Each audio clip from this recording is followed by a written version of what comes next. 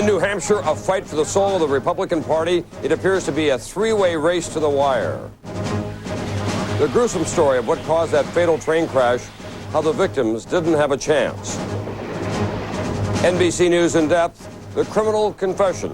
Are too many manipulated by the police? And on Health Watch, very good news for bypass surgery. The heart keeps on beating. From NBC News, this is a special edition of NBC Nightly News with Tom Brokaw. Reporting tonight from New Hampshire. Good evening from New Hampshire, the first in the nation primary, and for Republicans, a state that makes and breaks White House hopes. Since 1952, every Republican who got to the White House finished first here. This year, there's an added twist. Not just the White House, but the future of the party. Dole, Buchanan, and Alexander, the 1, 2, 3 finishers last week in Iowa, at it again. Here's NBC's Gwen Eiffel. On President's Day in New Hampshire, Republicans trying to get to the White House could hardly afford to take the holiday off. I just attacked you unmercifully. There's going to be a camera in jail. Get out of here. It is a frenetic race for first place, but also a battle for the heart and soul of the Republican Party. The reason is this man. Fine, this is Pat Buchanan here. Whose populist blue-collar message is generating excitement. Buchanan for president, please call. And driving the polls. It's now in the lap of the Lord and the voters of New Hampshire. Buchanan's sudden strength has surprised party officials watching the New Hampshire contest from afar. A Bob Dole, certainly a Lamar Alexander, would be more representative, I think, of what we would call the mainstream. I think Pat himself would probably characterize himself of a little right of the mainstream view of America today. Buchanan wants to expand religion's role in public life, ban abortions, limit top government jobs for lesbians and gays, and tighten America's borders. Bob Dole's hoping most Republicans won't want to go that far. Dole, who spent months in Iowa convincing voters that he was the most conservative candidate in the race, is now proudly staking out middle ground. You take a look at my record. It's mainstream conservative. Bob Dole is not a polarizer. I don't want to separate people. I don't want to divide people. I want to bring America together. God bless America. And Lamar Alexander, shrugging off Dole's charges that he's too liberal, is tailoring his message to moderate voters who think Dole and his ideas might be too old. People are looking at this as a choice between my new ideas and Senator Dole's mudslinging, and the undecided vote, I believe, is going to break toward the new ideas. There are many potential pitfalls on the last day of a campaign, and surviving New Hampshire will open many doors to the South and the West that could determine which issues hold center stage when the Republicans choose their nominee in San Diego this summer. Gwen Eiffel, NBC News, Manchester, New Hampshire. The big pressure here is on Senator Dole, who at age 72 is making his final run. And now he faces voters who twice before have rejected him. NBC's Lisa Myers. What's the special today? Though publicly upbeat, in the final hours, Bob Dole remains a candidate battling ghosts. All week, he's relived the nightmare here 8 years ago, when he came in the favorite and lost to George Bush. I felt good 88. We were way ahead of the polls, but, polls don't mean that much. The big one's tomorrow. But I'm much more relaxed this time. Relaxed? Hardly. It's as though he's replaying every tactical move, every photo op, remembering everything that helped George Bush and now might help him. George Bush had the governor last time. Dole has the governor this time. And for a little insurance, had his picture taken with Bush's guy, John Sununu, this weekend. Bush worked an outdoor show in 1988. Dole showed up there this weekend. Bush did the dog sled race. Guess who was there this time? I found a dog named Bob. Dole even asked his staff to hunt down baseball great Ted Williams, who campaigned with Bush that last pivotal weekend. I remember what an impact it had when I think he came up here with Bush in '88. He's very popular, of course. Yes, Williams endorsed Dole this weekend. Now, having left nothing to chance, Dole is betting everything that this year won't be a flashback. He made a little slip in '88, but we'll forgive that. After more than 40 years in politics, 3 tries for the White House, this is Dole's last chance to beat the ghost of primaries past. Lisa Myers, NBC News, Manchester, New Hampshire. Joining me now from our election headquarters in New Hampshire is NBC News Washington Bureau Chief and moderator of Meet the Press, Tim Russert. Tim, you've been talking to national Republican leaders around the country. What do they think about the Buchanan factor? In a word, Tom, panic. Newt Gingrich is telling Republican leaders privately that if Pat Buchanan was nominated, the Republicans would lose control of Congress and he would no longer be Speaker. One senator, former New Hampshire Senator Warren Rudman, told NBC News if Pat Buchanan was the nominee, Rudman, would endorse Bill Clinton, the Democrat. Tom, Republican leaders now accept the fact that Colin Powell, Jack Kemp, Dick Cheney can't get in this race. It's too late. The nominee will either be Dole, Alexander, and Buchanan, and what they're praying for is either Dole or Alexander to do well in New Hampshire to make this race one-on-one with Pat Buchanan. The sooner, the better. They believe if Dole or Alexander can have Buchanan one-on-one, they can beat him and prevent him from being the nominee. Thanks very much, Tim Russer tonight. Still ahead, NBC News In Depth. A confessed murderer. His lawyers say that his confession was forced. You're just repeatedly grilled and grilled and grilled. Anybody could crack. Experts say it happens much more than it should. That's In Depth tonight.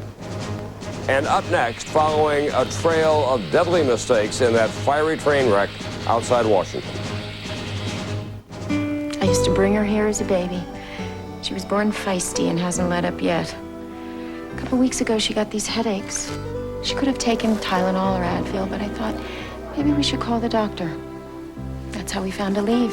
Take it every 8 to 12 hours. Tylenol's not 8 to 12. Advil's 4 to 6. I'd have to take up to twice as many a day. She took Aleve, and that was that. She's a wonderful daughter. Thought I was feisty. Aleve. All day strong, all day long. A deep complexity.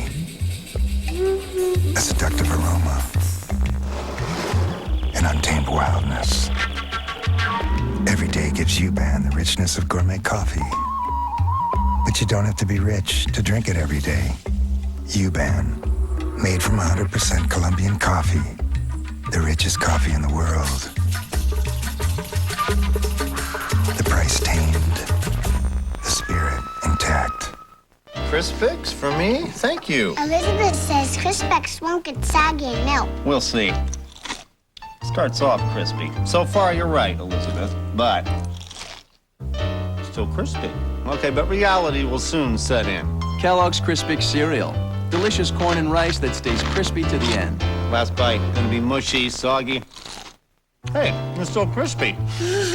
More Crispix, Daddy? Thanks. You're a doll. You too, Elizabeth. We have more tonight on last night's bombing in London. Police now are questioning 2 suspects under a special anti-terrorism law. Today, the IRA did claim responsibility for that blast. Police believe the bus was not the target, that the bomb went off accidentally, carrying the person carrying it and injuring 8 others. In Maryland, more disturbing questions tonight about Friday's collision of 2 passenger trains that killed 11. NBC's Andrea Mitchell is at the crash scene tonight with the latest on the investigation. Tonight, investigators were doing trial runs with an identical commuter train at the crash scene, looking for more answers. Let's get the bodies out. Here's what federal officials already say. The inferno in which 11 people died was probably caused by human error. The engineer of the commuter train missed a caution light and was speeding. And bad design. The company that owns the tracks did not have enough warning signals. My gut says that after every train station, every stop, we should have a signal. Kensington, stop, Kensington. There was a warning light before the commuter train got to Kensington Station. But after leaving the station, a possible design flaw. There was no caution signal closer to the crash site, where trains routinely cross from one track to another. Investigators say there used to be one just beyond the station. But 3 years ago, it was removed, they say, to save money. When the commuter train left the station 3 miles from the crash site, it accelerated to 63 miles an hour, twice as fast as it should have been going. If that warning signal were still there, the engineer might have remembered to slow down. By the time he saw the stop signal and braked, it was too late. Do you think that he had enough warning? No. There wasn't enough time for him to see the signal, react, and get the train stopped, given the track speeds were allowed at this time. After this crash, the federal government may call for new designs. Investigators want to know why the passengers were trapped inside the burning car. Why, for instance, didn't the windows pop out? And why couldn't they get out the doors? Tonight, investigators ran their tests, and the medical examiner reported no sign of alcohol in the bodies of the dead crew members. Andrea Mitchell, NBC News, Silver Spring, Maryland. When we come back, NBC News in depth tonight. He confessed to 3 murders, then said the police forced his confession. Who's telling the truth? Some surprising answers in depth. At Prime Star, we think everybody should be able to enjoy mini-dish satellite television. At the same time, we believe that nobody should have to pay hundreds and hundreds of dollars to buy a dish. So with Prime Star, there's no equipment to buy. Our dish comes with the service, along with 95 channels, digital picture, digital sound. And it all starts at about $1 a day. Call 1-800-PRIME-STAR and enjoy.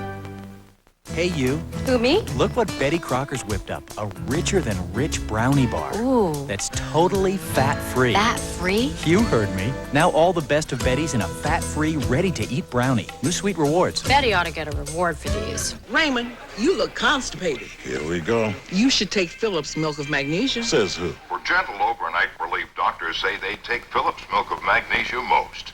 Raymond. Told you. Phillips, doctors know best.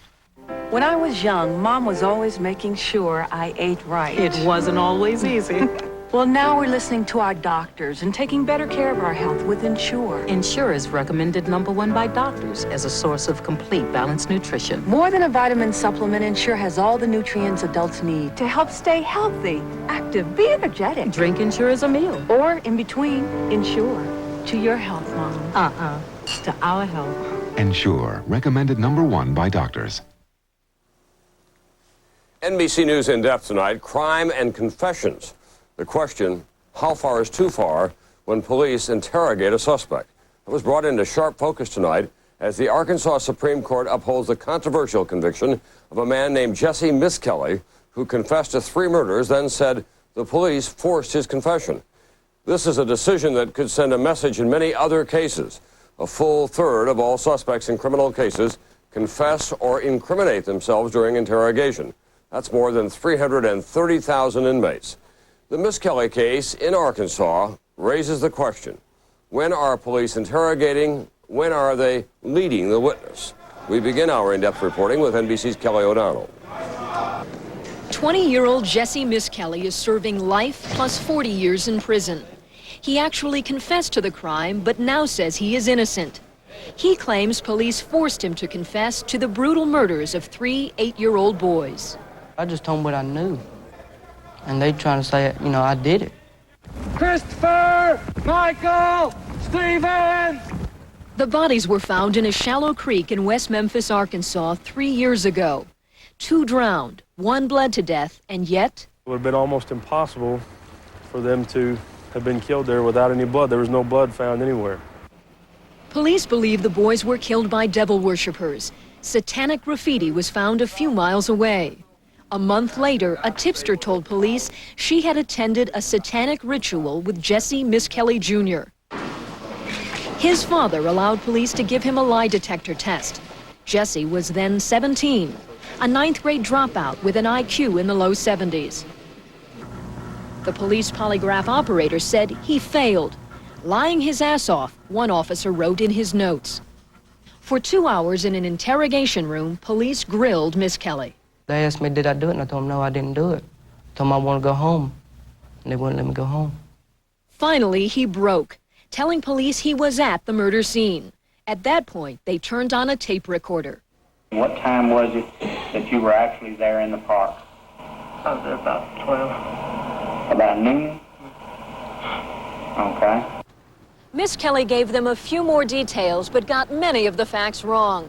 Most significantly, the time. Police believe the boys were killed around 8:30 p.m., so they asked him again. I would say it was about 5 or so, 5 or 6, he answered. The detective said, you told me earlier around 7 or 8. It was 7 or 8, Miskelly replied. During the trial, there was no physical evidence, none linking Miskelly to the crimes. Only the confession, with its discrepancies in time. First noon, then 5 or 6, then 7 or 8. Did it ever occur to you that what he was telling you was false? His entire story was false? Jesse simply got confused, that's all. Confused or coerced. West Memphis police refused to be interviewed. There's no way to tell how many accused confessed to crimes they did not commit. But in one recent study, a Utah law professor estimated 350 people were wrongly convicted of major crimes each year.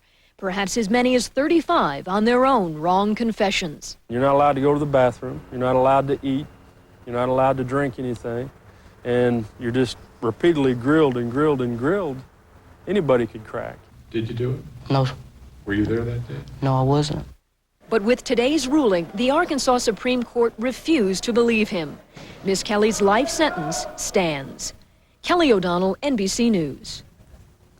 So why would anyone confess if he or she didn't do it? Psychologist and memory expert Richard Offshee has a theory using a videotape confession from an Indiana case of a father accused of killing his daughter. Offshee explains tonight in his own words. Everyone would like to believe that they wouldn't confess to something that they didn't do. But the people who say that have no experience with what happens in police interrogation. I'm going to jail for the rest of my damn life. I don't even know if I did it or not. They are moved step by step down a path where it actually makes sense to give the confession. The police first get the person who's being interrogated to believe that they are going to be arrested, tried, and convicted of this crime. Now their resistance to giving a statement is minimal. You got to dump her in the river. I don't know. Okay. This man is innocent. Think about it. This man didn't do it. The police have been telling him they know he did it. Just don't know if I did or not. You did. I'm going to say I want a hell of a blackout. And he is struggling with the horror of the idea that he killed his daughter, and he knows that he doesn't know anything about it. And they prosecute him just on the strength of the confession. And the jury acquitted him in about 4 hours. Offshee believes the best way to prevent forced confessions is to require that they all be videotaped. And one more note tonight about the Jesse Miskelly case. His lawyers are now saying that they will appeal today's Arkansas Supreme Court decision upholding his conviction. They'll appeal in federal court. When we come back, a breakthrough for heart surgery, another case where small is beautiful. What's got Dion acting so sweet? Oh, I'm sorry. Are you trying to catch this? It could only be new Honey Frosted Wheaties, the new frosted flake that's kicked with Wheaties energy for a primetime taste. Can I get anyone a beverage? New Honey Frosted Wheaties. It's sweet energy.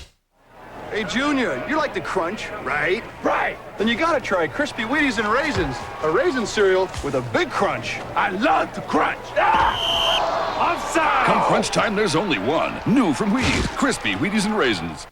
No single mouthwash gives you this kind of fresh, because no other mouthwash combines baking soda and peroxide to give you breath so clean, so fresh you can feel it.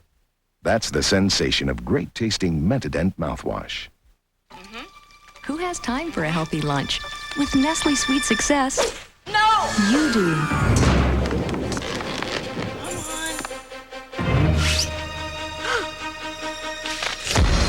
Each low-fat Sweet Success shake has the protein of a chicken salad sandwich and more calcium than a cup of yogurt, plus the rich, luscious taste of the very best chocolate, Nestle. For delicious nutrition in no time, nothing succeeds like Nestle Sweet Success. You know, meat's a dog's natural food. Meat's what they love. So that's why I feed mine Pedigree, the #1 meat dog food in America. It's 100% complete and balanced and keeps them in great shape. Pedigree, developed with vets, recommended by top breeders. If heartburn shows up when you lie down, it may not be just heartburn. It may be something different. Doctors call it acid reflux, and you need something different. You need regular Gaviscon. Only Gaviscon forms a protective barrier that helps keep stomach acid down, where it belongs. Mylanta can't, Pepcid AC can't. Gaviscon is the only medicine you can buy without a prescription that can. So to help stop reflux pain from acting up when you lie down, get Gaviscon. It's different from here all the way to here. Tomorrow on Today, what you need to know to make tax time easier this year. Also, ways to overcome that working mother guilt. So join us tomorrow and see what a difference today makes. Wednesday, NBC takes you inside the high-tech war on crime. From night vision to cyber cops to wild new weapons. The future of crime fighting. 8/7 Central, NBC Wednesday. Well, the candidates for the Republican presidential nomination are here in New Hampshire. Vice President Gore was kicking off a different campaign, announcing a $1.5 billion proposal to try to restore Florida's Everglades National Park. It's been damaged by decades of sugarcane farming and development. Part of the funding would come from a reduction in subsidies to Florida's sugar farmers. That's something that the sugar industry adamantly opposes. Now to our regular Monday Health Watch. More than 500,000 Americans get life-saving heart surgery every year. Tonight, some very good news. Surgeons are finding new ways of making this operation safer and easier. NBC's Robert Bazell explains. Even though it is major bypass surgery, doctors operate through a 3-inch incision instead of cracking open the entire rib cage.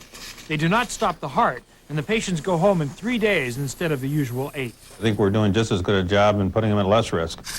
More than 1,000 Americans every day get bypass surgery to replace clogged arteries to the heart. Until now, doctors have stopped the heart while they operate and kept the patient alive with a machine that takes over the functions of the heart and lungs. There wasn't that much of an invasion into my body. In fact, it is called minimally invasive surgery. 37-year-old Doug Adler was one of the first patients to get it. He now has only a 3-inch scar on his chest. Doctors can repair only certain arteries with the new procedure. It's vessels that we can reach, and basically those are the ones that are limited to the front of the heart. That's the state of the technology at this point. Here's how it works. The surgeon makes the 3-inch incision in the chest wall, then removes small parts of the 2 ribs covering the heart. He is then able to graft new arteries onto the heart while it is still beating. Why didn't doctors do it this way before? Well, frankly, we didn't think of it 5 years ago, if the truth be known.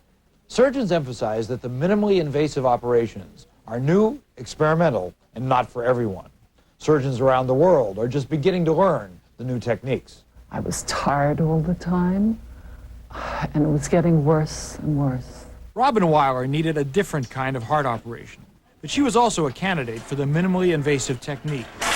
When we get all these stitches in, well, then we'll slide it down into position. She needed a valve repair inside her heart. Dr. Cosgrove had to stop her heart and hook her up to the heart-lung machine. But he worked through an incision only 3 inches wide, and she is expected to be out of the hospital in 6 days instead of the usual 10. I think it's wonderful that such a thing has been discovered. So far, only a few hundred patients have gotten minimally invasive heart surgery. But surgeons predict that as they become more proficient, more than half of all heart surgery could be done through tiny incisions, allowing the patients to recover much more quickly. Robert Bazell, NBC News, New York. Now to NBC News Online. Beyond the day's headlines, candidates here in New Hampshire today celebrated President's Day by trying to become one. But America's first president may wonder why they bother. George Washington's birthday is Thursday, but instead he's honored today, lumped in with other presidents. And now, on the Virginia site of Washington's boyhood home, we cannot tell a lie, they're about to build a new Walmart. And a passing to note tonight, Charlie Finley, the flamboyant former owner of baseball's Oakland A's, died in Chicago of heart disease.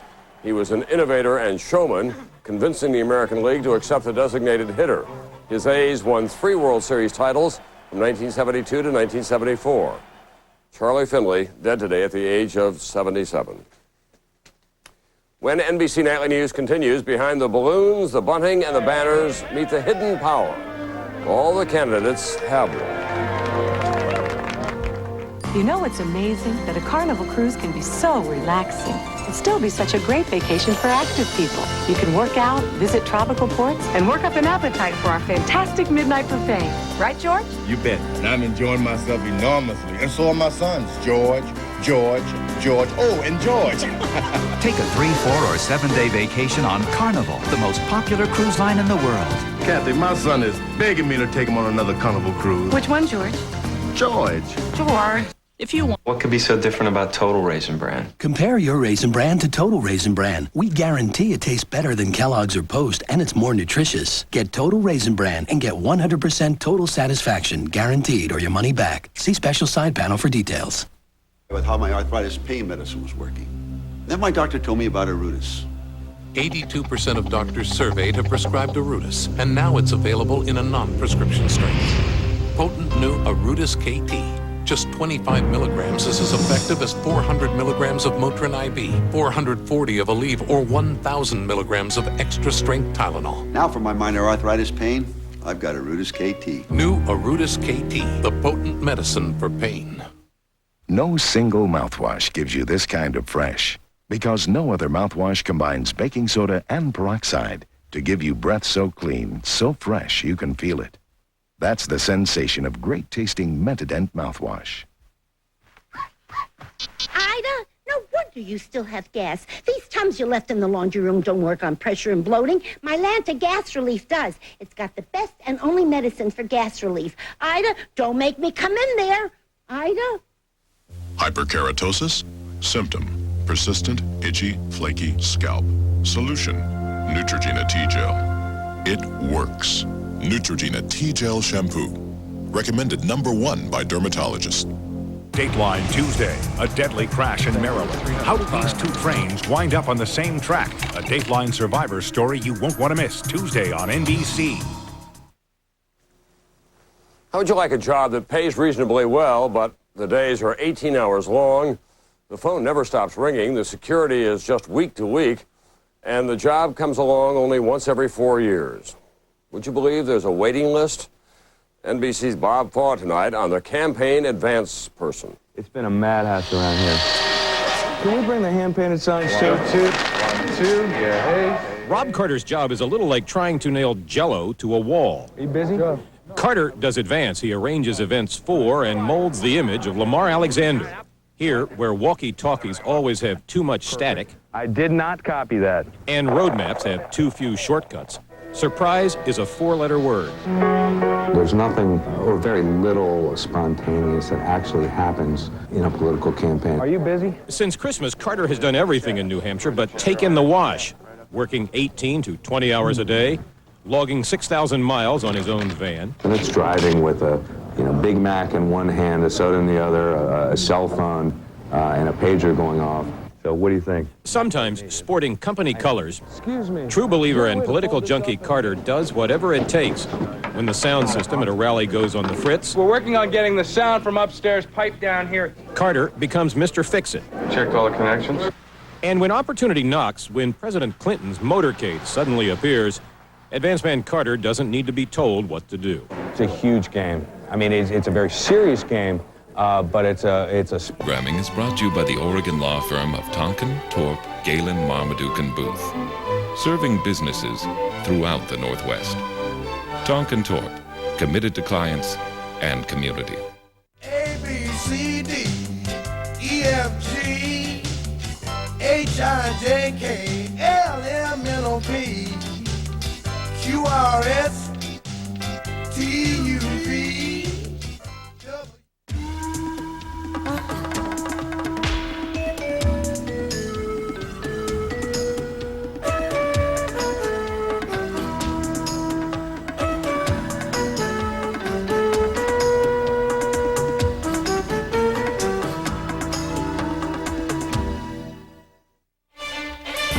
Your mind doesn't work in black and white.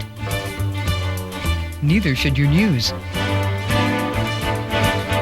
Oregon Considered, when you want the shades of gray. Funding for the News Hour with Jim Lehrer has been provided by CTR Business Systems, serving business building solutions with information technology since 1913.